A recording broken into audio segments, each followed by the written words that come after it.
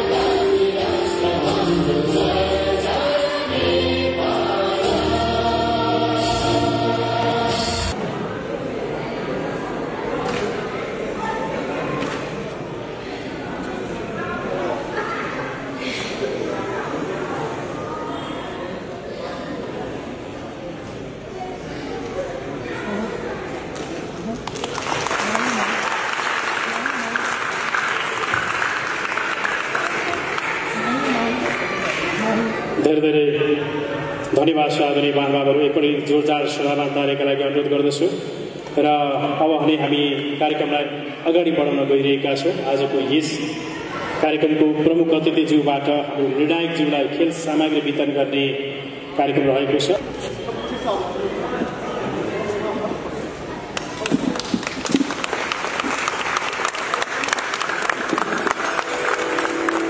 राष्ट्र इन्डियाबाट पाल्नुहुने सम्पूर्ण आदरणीय प्रशिक्षक, खेलाडी भाइ बहिनीहरू र यो कार्यक्रममा सहभागी हुने सम्पूर्ण आदरणीय खेलाडी भाइ बहिनीहरूलाई म चन्द्रगिरी नगरपालिका वडा नम्बर 10 को तर्फबाट, वडावासी चन्द्रगिरी नगरपालिकाको तर्फबाट हार्दिक न्यानो स्वागत अभिवादन टक्राउन चाहन्छु।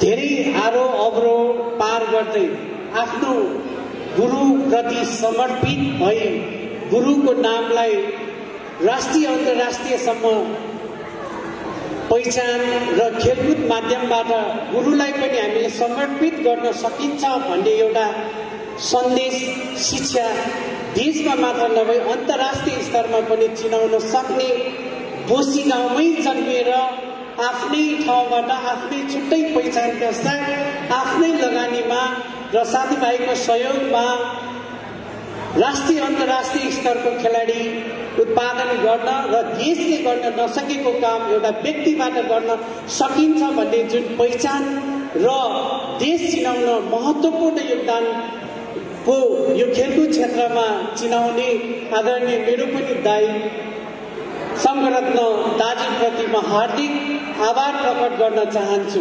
मन्त्री प्रति हार्दिक आभार प्रकट गर्दै म यहाँहरू सम्पूर्णलाई न्यानो स्वागत गर्दै मलाई यो अवसर दिनुभएकोमा आयोजक टिमलाई धन्यवाद दिँदै बिदा हुन चाहन्छु। धन्यवाद। प्रतियोगितादेखि आज 10औं प्रतियोगितामा आइपुग्दाखेरि विभिन्न बाधा अर्जनहरू पार गर्दै आज यहाँसम्म आउन प्रतिष्ठान सफल भएको छ।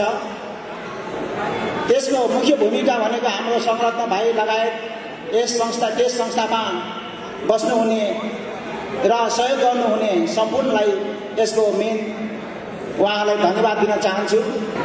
यस संस्थाले खेलाडी भाइ बहिनीलाई हौसला बढाउनलाई आजसम्म 10 वर्ष निरन्तर रूपमा आफ्नो प्रतियोगिता सञ्चालन गर्न सफल भएको छ। यसै गरी हाम्रा खेलाडी भाइ बहिनीहरू एउटा अनुशासित भएर राष्ट्रदेखि अन्तर्राष्ट्रिय जगतसम्म पुग्न सफल भएकोमा म धेरै उहाँलाई बधाई तथा शुभकामना दिन चाहन्छु। भर्खरै भएको 21औं एसियन कराटे फेडरेसनमा धनबहादुर स्मृतिबाट 2 जना खेलाडी भाइ बहिनीहरू पनि पार्टिसिपेट हुन सफल भएको छ। अञ्जली महर्जन र सानुमाया थिङ।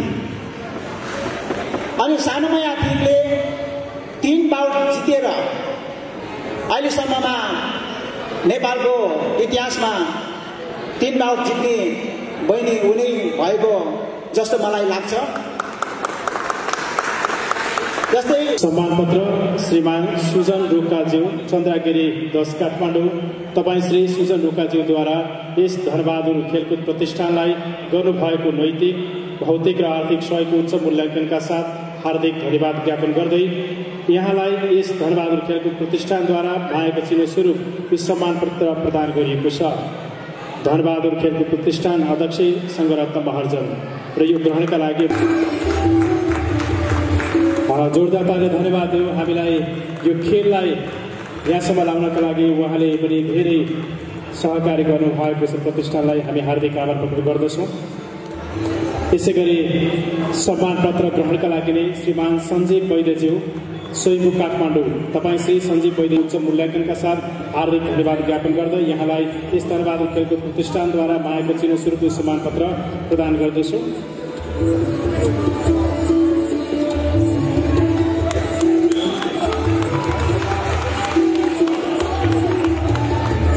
र सम्मान पत्रकै केदारमान स्थापितज्यू मलाई लाग्छ उहाँ आउनु भएको छैन। उहाँलाई पनि हामी सम्मान प्रदान गर्ने कार्यक्रम थियो। हामी उहाँलाई सम्बन्धित निकायमा मलाई आज एउटा कस्तो भन्दाखेरि धनबहादुरजीसँग मेरो चाहिँ नाता चाहिँ कस्तो भन्दाखेरि यो 17 सालमा कुपछि जुन हाम्रो चाहिँ आम नेपाली जनताको अधिकार खोजिसकेपछि जनताको अधिकार पुनर्वाली गर्नुको लागि त्यो आन्दोलनमा यो चाहिँ प्रजातान्त्रिक डेमोक्रेटिक मुभमेन्टमा हामी चाहिँ सँगै हामी चाहिँ त्यसमा काम गरेका हामीहरू चाहिँ पार्टीका साथीहरू त्यस वखत अघि भर्खर बोल्ने क्रममा त भन्यो त्यो के त भन्दाखेरि यो सिस्टम भन्ने कुरो डेमोक्रेटिक सिस्टम र अटोक्रेटिक सिस्टममा फरक के हुन्छ, यो डिक्टेटोरियल सिस्टममा चाहिँ फरक के हुन्छ भन्ने कुरा त यो जुन आज चाहिँ यसरी चाहिँ खुला रूपमा चाहिँ हाम्रो चाहिँ आदरणीय धनबहादुरजीको नाममा जुन यो चाहिँ प्रतियोगिता हामीले चाहिँ खुला रूपमा चाहिँ हामीले चाहिँ गरिरहेका छौँ त्यो पहिला कहाँ सम्भव थियो। यो 46 भन्दा अगाडि कराटे खेल्नु यो चाहिँ नेपालमा यो त ब्यान्डै थियो। प्र्याक्टिस पनि के हो भन्दाखेरि यो चाहिँ एकदम भूमिगत तवरले चाहिँ खेलाडीहरूले चाहिँ गुरुबाट चाहिँ अब यो चाहिँ प्र्याक्टिस चाहिँ गर्ने चाहिँ चलन चाहिँ थियो। यो अघि हाम्रो गुरुले पनि भन्नुभयो सुरु गर्दाखेरि हामीलाई अलिकति गाह्रो भएको थियो। 1 2 3 4 भन्दा पनि 10 पुग्यो त्यो थाहै भएन। अलिकति मलाई पनि के पनि अलिकति ऊ भयो भने म 10 वर्ष बुढो भएको जस्तो फिल भयो। अब अलिकति चाहिँ होइन 10 वर्ष गए कसरी गयो थाहै भएन। गइसकेको छ। अब हाम्रो गुरुले भनिसक्नुभयो सुरुमा गर्दाखेरि हामीले भ्याली च्याम्पियनसिप गरेको थियौँ थानकोट नाइकाको फुटबल ग्राउन्डमा। अनि त्यहाँबाट आएर हामीले नेसनलसम्म खेलाडी बनाउनलाई पनि 2-3 वर्ष लाग्यो। हामी क्षेत्रबाट प्रवेश गर्दाखेरि नेसनल पुग्यो। अब इन्टरनेसनलको कुरा त अघि सुनिहाल्नु भयो तपाईँले। हाम्रो 2 जना खेलाडीहरू उज्बेकिस्तानको सिनियर कराते प्रतिस्पर्धामा गइरहेको छ। तर 2 जना पनि अब 2 जनाले पनि हार बेहोर्दैछ। हारका साथ पनि अलिकति खुसीको खबर चाहिँ के पायो भने अहिलेसम्म चाहिँ नेपाली खेलाडीमा सिनियर बाउटमा 3 वटा फाइट जित्ने हाम्रै धनबहादुर खेलकुद प्रतिष्ठानकी चेली सानोमाया ठिङ भएको छ। यसमा हामीलाई गर्व पनि लागेको छ, खुसी पनि लागेको छ। यो पनि तपाईँहरूकै कारण, तपाईँकै सहयोग, तपाईँकै समर्थनले भएको हो भन्ने कुरा पनि म तपाईँहरूलाई जानकारी गराउँछ र थ्याङ्क यू पनि भनाउँछ। अब आजको यस गेमलाई, यस प्रतियोगितालाई सफल पार्न यो निमन्त्रणालाई, मेरो यो धनबहादुर खेलकुद परिषदको निमन्त्रणालाई स्वीकार आउनुभयो, यहाँ बसिदिनु भयो र खेलाडीलाई प्रोत्साहन गर्नुभयो र इन्डियादेखि खेलाडी ल्याएर हाम्रो खेलाडीसँग एउटा यो कम्पिटिसन पनि हो, एउटा सद्भाव पनि हो। त्यो लिएर आउने सम्पूर्ण इन्डियाको साथीहरूलाई पनि धन्यवाद भन्दै यो आजको सभा यही समापन भएको घोषणा गर्दछु। होस्।